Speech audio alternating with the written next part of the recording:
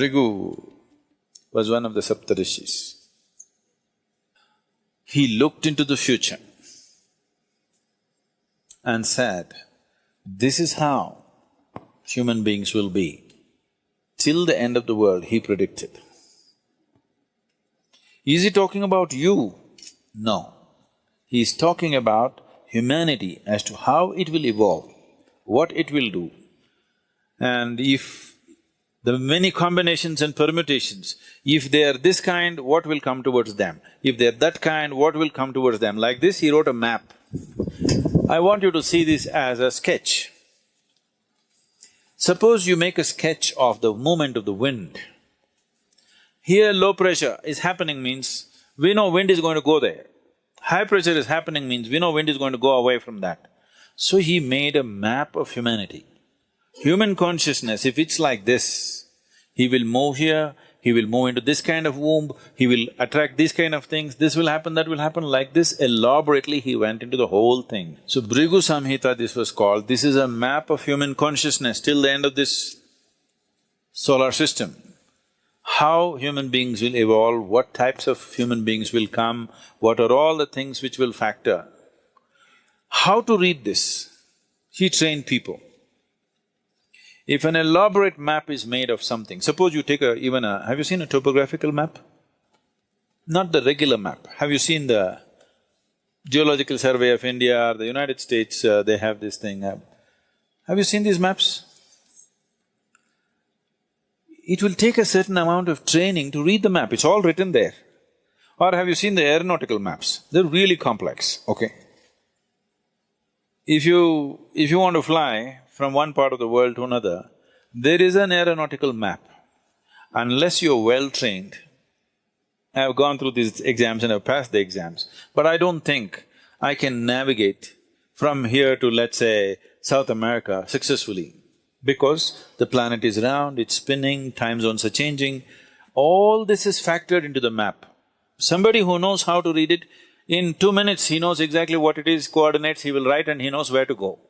Otherwise, if you don't know how to read it, you spend days with it, months with it, you do not know. So when he wrote this elaborate map of human consciousness, he trained people with a certain dimension of intuitiveness to read this, because this was not all logical stuff. So these people maintained this tradition and came, and it doesn't matter how skeptical you are, what you are, they will say things in your face which will make you feel like an idiot, okay? And it's true, unfortunately. You go sit there in front of Nadi Vaidya, first thing he'll shock you with is, as he said, he will tell your mother's name and father's name. You finished, you're already floored. Because you've gone from somewhere. It doesn't matter. If you are from some other country, he will tell the first letter. He may not know that you're a Susanna or you're a Tanya, he may not know. He will say, your name starts with T. Just like that. Because he's not looking at your background or your future, nothing. He's just reading a map. By reading the map, he's saying, okay, this is the temperature, this is the elevation, this is that. But it's an intuitive map. Unless he's in a certain state, he cannot do that. So always it should happen around the temple. Vaidishwaran temple is made for this purpose, and it generally happens around that. Now for commercial interest, they've moved everywhere. It may not be as effective, but there are some who are bang on. But if you're on the spiritual path, he will refuse to predict your future, if he's a genuine one, always. So if you go and if he tells your future, that means you're still not on.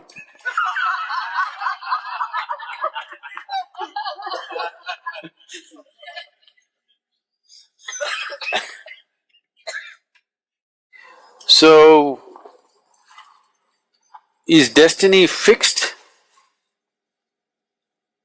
Destiny is not something that's fixed by somebody, it is your own karma.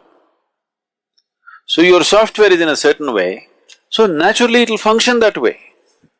Suppose you have a certain type of software on your computer, whatever you do, it'll do the same thing, isn't it? But can I smash the computer and stop it? I can. But still if you turn it on, the same hard drive, same thing will come on in a new computer. So if you want, I'll tell you, if I tell you you live for 80 and you jump off the mountain today, new computer will buy for you sometime later, but same hardware, same software rather. Same thing will happen, nothing new. So they're looking at that aspect of life and trying to interpret it in physical terms, which is an interpretation, where there could be mistakes, always. That interpretation may not always be right. But the reading, the fundamental reading, what is the altitude, what is this, what is that, is correct. How to interpret it is the expertise of an individual person. Not everybody can interpret the same way. So this whole science developed Rigu Samhita, but if you're on the spiritual path, they'll refuse to say because no reading for you. You don't belong in that range.